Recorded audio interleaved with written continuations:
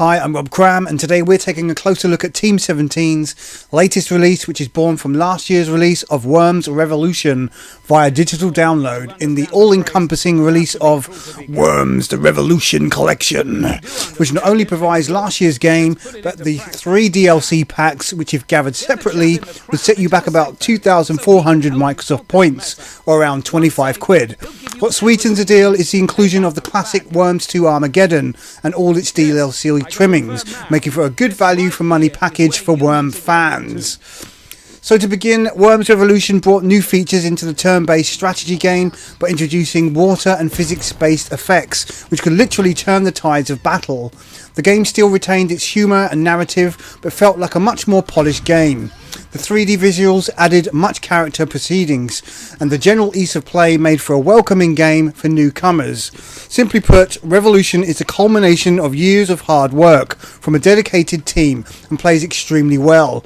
If there's to be any criticism at all, and that's possibly due to impatience, is the general speed of the game, which still crawls at a snail's pace as players take turns. The AI can also be a little too advantaged at times, although sometimes succumbing to making silly mistakes and suicidal moves. The controls for aiming is still a little fiddly, and for beginners, hit and miss at times, which might cause some frustrations, especially as the AI has the potential of perfect aim. There are still plenty of options for gamers, including the campaign, puzzles, fort battles, deathmatch and classic modes of play, as well as the chance to locally duke it out on custom maps or over the online airwaves. The inclusion of the Mars, Medieval and Funfair packs simply adds much more to the game, including new maps, puzzles, themes and worm customization options, which are always good for a giggle. Worms 2 in comparison shows its age a bit, not only in the graphics, but the general style of the gameplay. While the essence is quintessentially the same, Revolutions is leaps and bounds the better game, and rightly so given the distance between them. That said, Worms 2 Armageddon is extremely packed with content, and if you're a sucker for some of the classic comedy voices, then this is a great game to dip into if you've not already. The collection feels like it's fan service for those not able to hit the online markets and grab the latest game, which is a good thing, but for those who already have the game, then there's not much incentive to purchase it. There's also a problem with this product in that although the DLC packs can be installed as and when they are required, the main game refuses to be installed onto the hard drive on Xbox, which is a bit of a shame and an unusual move.